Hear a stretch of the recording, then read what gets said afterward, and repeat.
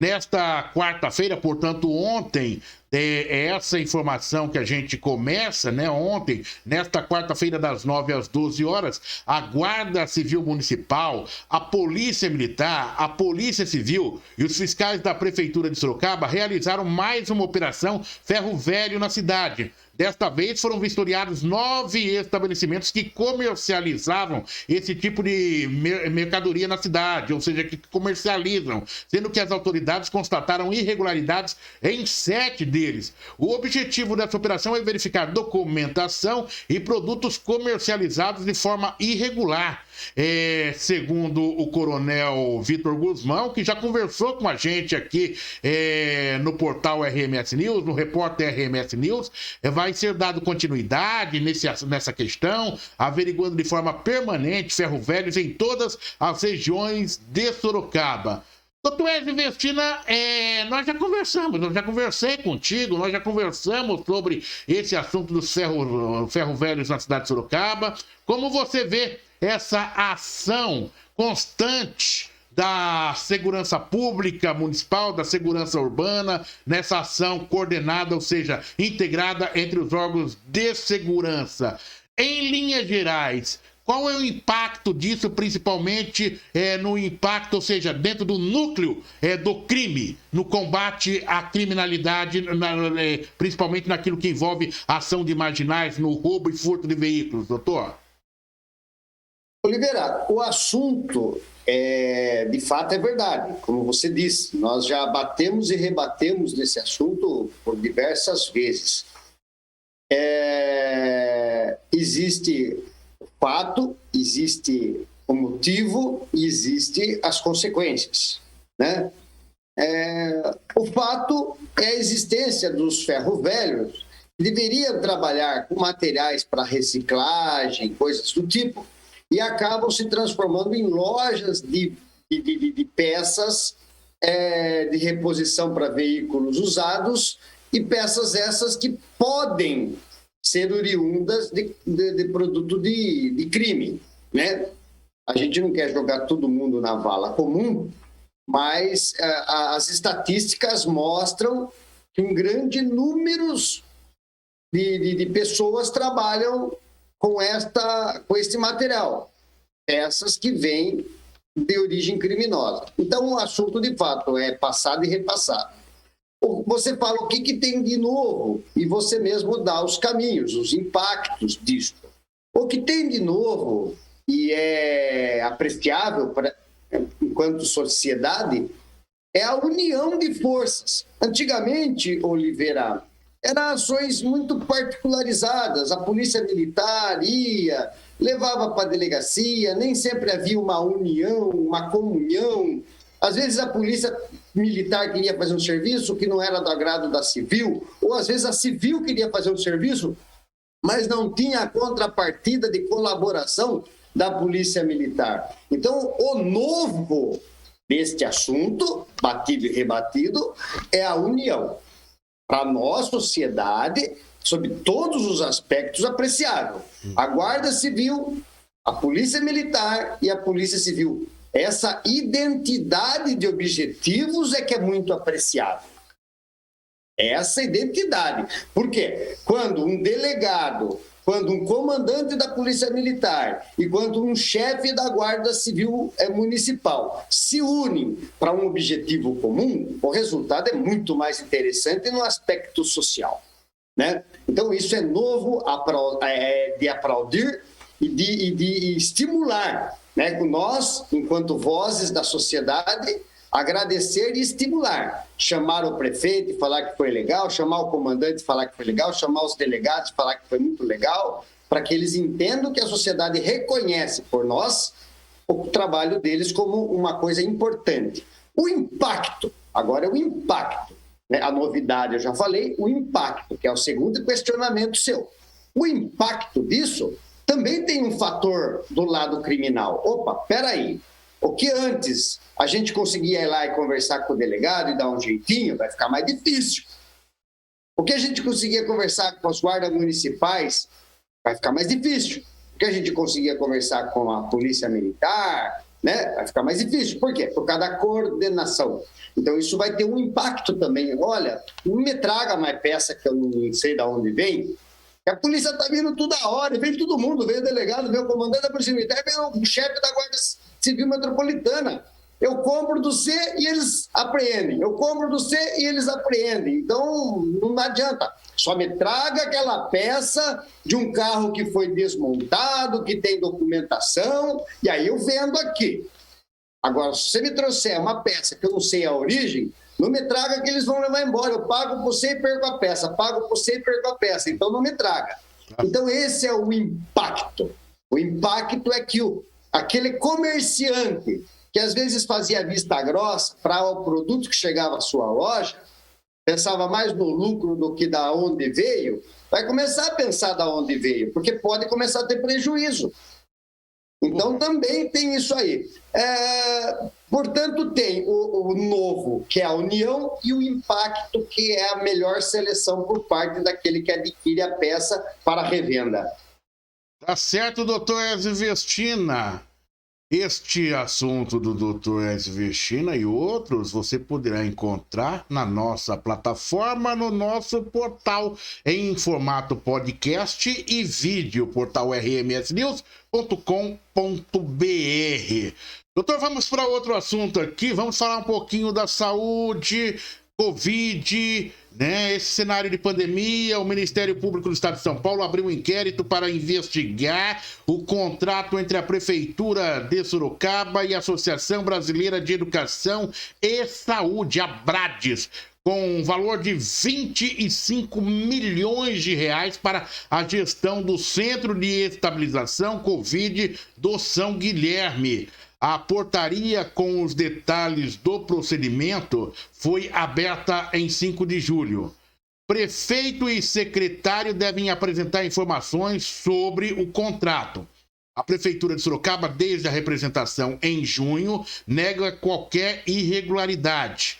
Conforme escreve a promotora Cristina Palma, responsável pela representação feita em junho pelo vereador Péricles Regis, do MDB, menciona supostas irregularidades que sugerem superfaturamento da contratação e até mesmo direcionamento da empresa contratada, além de inúmeras outras contratações para a instalação dos leitos que indicam a existência de um conglomerado de empresas devidamente organizadas para lesar o erário. Importante lembrar que, neste caso, trata-se de uma representação do vereador Péricles Regis, do MDB, mas existe uma outra representação do advogado Raul Marcelo. Eu vi a do Raul. O Raul, ele detalha um pouco mais e faz comparativos entre serviços contratados pela Santa Casa de Sorocaba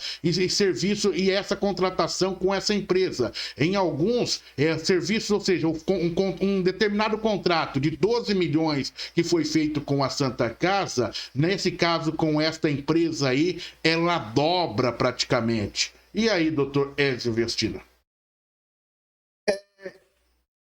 Eu vou me concentrar na minha fala mais na representação do vereador Regis. Primeiro porque eu entendo que ele é um fiscal da lei, fiscal das atitudes do executivo. Ele é vereador. Que bom que ele fez a representação. Porque o fato de eu fazer uma representação, Oliveira, estando no campo da minha atividade, é fiscalizar o serviço público do executivo. Eu sou vereador, eu represento. Não significa que as coisas estão erradas. Existe que pode ter uma fumaça lá de as coisas não estar muito certas, e eu quero verificar, eu quero ir a fundo, eu quero que se investigue, eu quero que quem tem poder para investigar, investigue. Isso é muito bom, Oliveira. Se nós considerarmos que o dinheiro da prefeitura é dinheiro público, é dinheiro de cada um, arrecadado pelos diversos impostos e taxas criados por lei para que todos nós paguemos, é muito importante que se verifique. Não há problema nenhum. É apreciável que os contratos sejam verificados pela Controladoria da Prefeitura, pela Tribunal de Contas do Estado, pelo Ministério Público. pelos vereadores, sim, é a função deles. Então, eu, se sou prefeito e imbuído de boas atitudes, eu tenho isso como colaboração. Eu quero que o meu governo seja verificado, transparente, que as pessoas vejam, vamos discutir. Tem coisa errada? Não tem. Se tem, vamos corrigir. Viu? Não vamos errar mais do jeito que erramos lá atrás. Eu não sei, não é porque alguém fala que representou. Nós temos muito isso. Eu representei contra fulano, fulano já fez uma coisa. Não, eu representei para verificar, para averiguar, para investigar.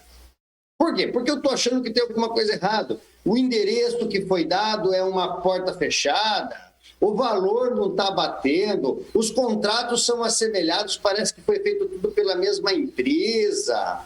Né? Então, quer dizer, vamos verificar. Tem coisa errada? Tem. Vamos começar de novo, certo. Né? Nem pode o executivo ser tão forte a ponto de proibir essas investigações, nem pode todos acreditar que tudo sempre é feito de má fé. Vamos investigar. Então, no caso do Raul Marcelo, por que eu não quero muito me atentar? Porque nós sabemos a posição do advogado Raul Marcelo, que por acaso é política também, candidato várias vezes.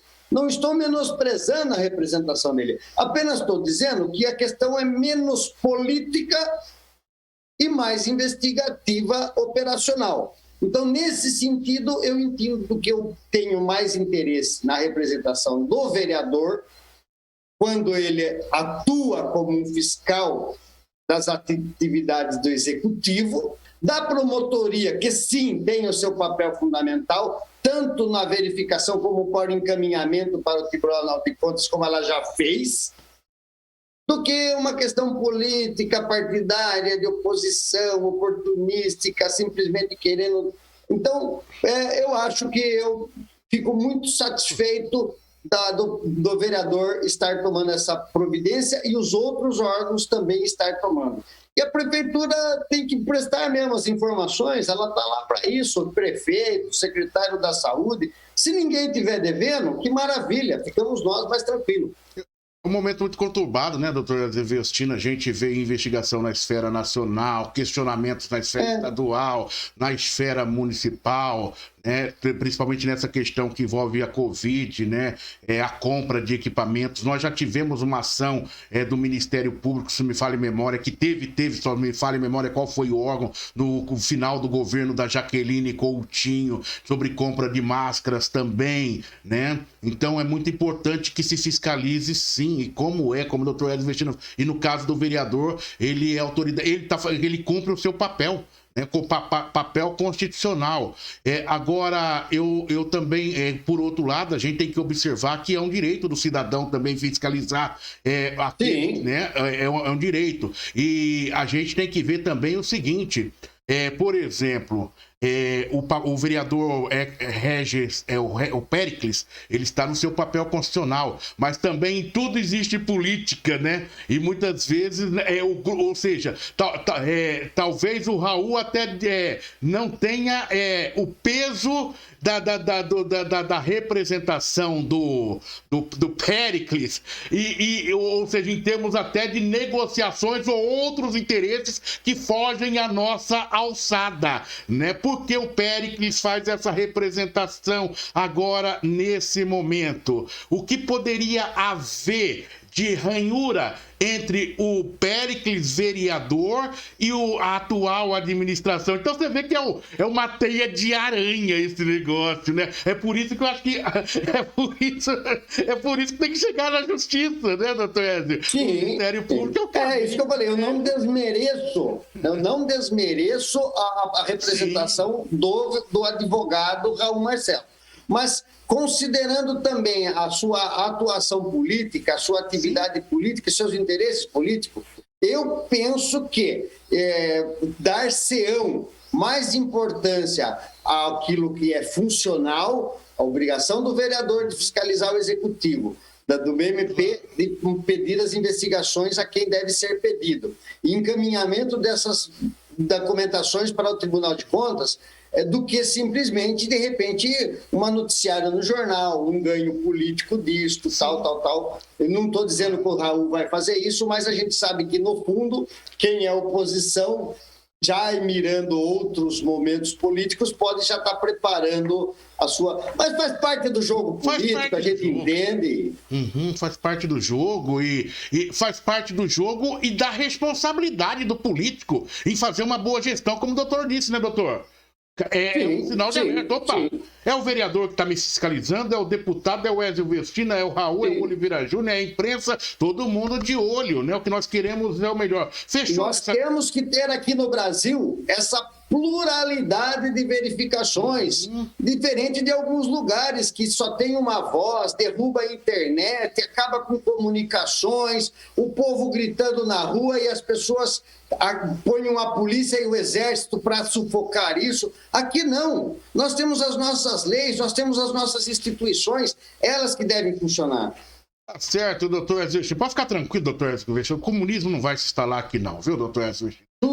Pode ficar tranquilo, pode ficar tranquilo que não vai chegar. Nem eu que falei, foi você. Eu tô falando de alguns lugares. Se essa é a mensagem, só ficar tranquilo. Doutor Ezio Vestina, é o seguinte, vamos para outra aqui. Vamos. É verdade. Entendimento subliminar. Doutor. Daí o Oliveira vem e pum, vamos lá. Doutor Ezio Vestina, vamos lá, doutor. O presidente Jair Bolsonaro, sem partido, após avaliações clínicas, laboratoriais e de imagens, permanecerá internado e receberá um tratamento clínico conservador, tendo sido afastado a necessidade de uma cirurgia nesse primeiro momento, segundo informações do boletim médico divulgado pelo Hospital Vila Nova Star. É lógico, nós já conhecemos, ele está internado em São Paulo, estava em Brasília ontem, passou mal e tudo mais. Qual o impacto político dessa informação, doutor? O impacto político é o seguinte, então, havia um temor, havia uma preocupação, né, de que se não fosse tido esse tratamento conservador, como você informou aos nossos seguidores. Havia uma preocupação de que ele tivesse que passar por uma nova cirurgia. E essa cirurgia, até onde os especialistas estão falando, não este advogado que não entende nada de medicina, eu estava acompanhando especialistas ontem comentando sobre isso na área médica digestiva. E eles falaram que se precisasse fazer uma operação, era uma operação bastante delicada, né? Era uma coisa meticulosa. O cirurgião tinha que ter muita habilidade, porque é um homem que já vem de um problema, já vem de uma situação que ele já passou por outras operações, então tinha que ser uma coisa bastante preocupante. E isso, daí sim, afetaria a política, que esse é o questionamento seu para comigo sobre a minha ótica. Qual é o efeito político desse? Que ele teria obrigatoriamente que passar o comando do país para o general Mourão, para o seu vice-presidente. Por quê? Porque a forma que a operação é feita e os efeitos que causa no paciente tiram a capacidade dele de raciocinar por um período. Ele vai estar anestesiado, ele pode ter algumas implicações orgânicas e que mexem com todo o seu sistema, de modo que ia precisar, né, até por conta da Constituição e das leis, o vice-presidente assumir. Porque a gente sabe que, às vezes, o camarada, o próprio Bruno Covas fez isso, até a sua triste falta, e sentida falta. Outros governantes fizeram isso. Vai internado, mas continua no comando do país, chama os seus ministros lá no hospital, despacha com seus ministros, ou seja, em que pese em estarem passando por um procedimento, eles não deixam de comandar o que comandam. Município, Estados, União. No caso do presidente Jair Bolsonaro, entendo que ter uma nova intervenção cirúrgica, a probabilidade, segundo os especialistas médicos, seria que ele teria obrigatoriamente que passar o comando do país para o general Mourão. seu vice-presidente, porque ele ficaria, por um período, impossibilitado de comandar o país. Essa seria a consequência política, né? De resto, os ministérios cuidam de suas pastas, mudaria o comandante por um pequeno período. Tá certo, doutor Ézio Vestina. Não está descartado ainda, né? Mas os médicos, pelo menos, criou-se aí um espaço, né? Isso é uma possibilidade interessante, porque eu também acompanhava os especialistas até o exemplo ontem, e eles diziam o seguinte: é um corpo que já foi todo mexido. Essa é a expressão. Ou seja, os espaços para se trabalhar internamente são mínimos, né? Então, agora, pelo menos, cria-se essa possibilidade com medicamentos e vamos esperar e torcer pela recuperação do presidente da República, Jair Bolsonaro. Existe um ditado que diz: não se bate em soldado ferido, doutor Ézio Vestina, ok? Soldado ferido, ele tem que ir para a recuperação, ele tem que se restabelecer. Agora, a hora que ele está no campo de batalha, a história é outra. Então, como seres humanos, todos nós, e como brasileiros, temos que torcer. E é esse. Eu vi ontem, aliás, muito criticada sempre a Rede Globo de televisão. Ontem deu uma amostra do que é fazer jornalismo, né? Sobre a cobertura do presidente Jair Bolsonaro.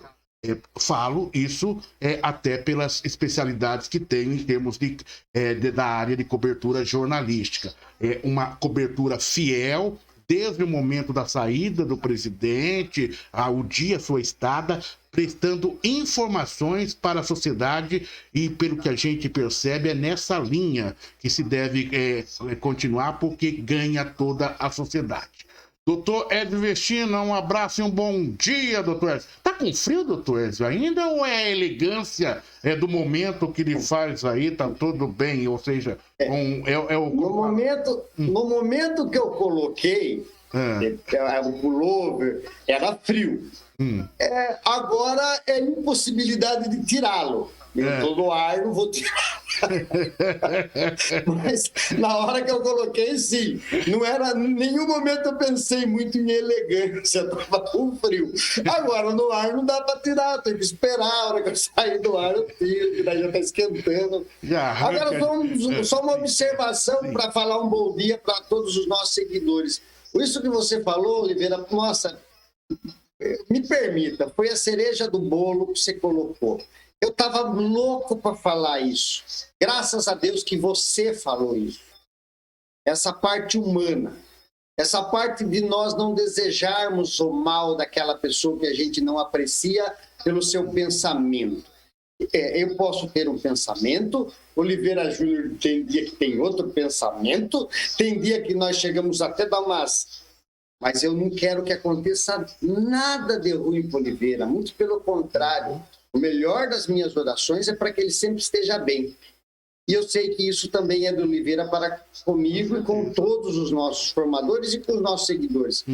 Então, o que você falou é muito legal. Eu posso não concordar com a atitude de algum governante, mas eu nunca posso... Eu orei pelo Bruno Covas e eu não tenho uma linha de...